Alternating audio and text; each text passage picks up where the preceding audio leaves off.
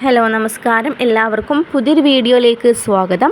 വിവിധ സ്കീമുകളിലായി 5 സാമൂഹിക സുരക്ഷാ പെൻഷൻ കൈപ്പറ്റുന്ന 55 ലക്ഷത്തോളം വരുന്ന ആളുകൾക്കും അതുപോലെ തന്നെ സർക്കാർ സഹായത്തോടു കൂടി വിതരണം ചെയ്യുന്ന ക്ഷേമനിധി ബോർഡ് വഴി പെൻഷൻ സ്വീകരിക്കുന്ന 5 ലക്ഷത്തോളം വരുന്ന ആളുകൾക്കും 2025 വർഷത്തിലെ ആനുകൂല്യ വിതരണം പ്രഖ്യാപിച്ച സാഹചര്യത്തിലും ഈ വർഷം മുതൽ പെൻഷൻ പുനർക്രമീകരിക്കുകയും ചെയ്യുന്നതിൻ്റെ ഭാഗമായി എല്ലാ വർഷവും തനത് പെൻഷൻ കൃത്യമായി വിതരണം ചെയ്യുന്നതിലും അതുപോലെ ഈ സാമ്പത്തിക വർഷം തന്നെ കുടിശ്ശിക പെൻഷൻ പൂർണ്ണമായും വിതരണം ചെയ്യുന്നതിനും വേണ്ടിയുള്ള നടപടികൾ സർക്കാരിൻ്റെ ഭാഗത്തു നിന്നും ആരംഭിച്ചു. സംസ്ഥാനത്ത് ഫെബ്രുവരി മാസത്തിലെ പെൻഷൻ വിതരണവുമായി ബന്ധപ്പെട്ട ഒരുക്കങ്ങളും സർക്കാരിൻ്റെ ഭാഗത്തു നിന്നും ആരംഭിച്ചു.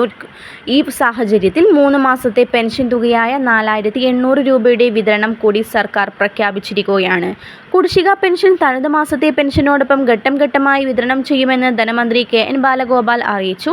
തനത് മാസത്തെ പെൻഷൻ തുകയായ 1600 രൂപയോടൊപ്പം കുടിശ്ശിക പെൻഷനും ചേർത്ത് 3200 രൂപ വിതരണം ഘട്ടം ഘട്ടമായി 3 തവണയിലായി വിതരണം ചെയ്യാനാണ് സർക്കാരിൻ്റെ തീരുമാനം.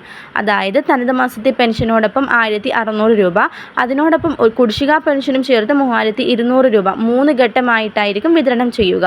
സോഷ്യൽ ഓഡിറ്റിൻ്റെ ഭാഗമായി പുറത്താക്കപ്പെടുന്ന ആളുകൾക്ക് കുടിശ്ശിക പെൻഷനിൽ അർഹതയുണ്ടോ എന്ന് വരും ദിവസങ്ങളിൽ സർക്കാരിൻ്റെ ഭാഗത്തു നിന്നും നമുക്ക് അറിയിപ്പ് ഉണ്ടാകും.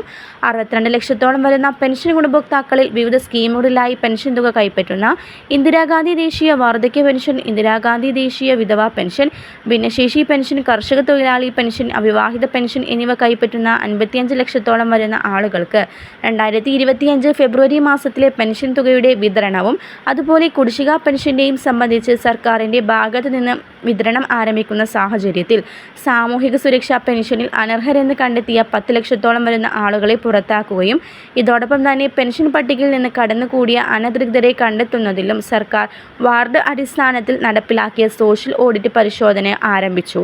ഉദ്യോഗസ്ഥർ വീടുകളിലെത്തി പെൻഷൻ ഗുണഭോക്താക്കളുടെ ഭൗതിക സാഹചര്യം പരിശോധിക്കുമ്പോൾ വലിയ ഒരു ഭാഗം ആളുകൾ തന്നെ പെൻഷൻ പട്ടികയിൽ നിന്ന് പുറത്താകുന്നതാണ്. ശേഷം ഏറ്റവും പുതിയ വിതരണ ലിസ്റ്റ് തയ്യാറാക്കുമ്പോൾ അനർഹരെ ഒഴിവാക്കി ഏറ്റവും അർഹതയുള്ളവരെ മാത്രം തിരഞ്ഞെടുത്ത് പെൻഷൻ നൽകുകയാണ് സർക്കാർ ഇനി ഉദ്ദേശിക്കുന്നത്. വരും ദിവസങ്ങളിലെ ക്ഷേമ പെൻഷനുമായി ബന്ധപ്പെട്ട അറിയിപ്പും സർക്കാർ സംബന്ധമായ വിശദമായ എല്ലാ അറിയിപ്പും കൃത്യമായി തന്നെ നിങ്ങളിലേക്ക് എത്തിക്കുന്നതാണ്. എല്ലാവരും ചാനൽ മറക്കാതെ സബ്സ്ക്രൈബ് ചെയ്യുക.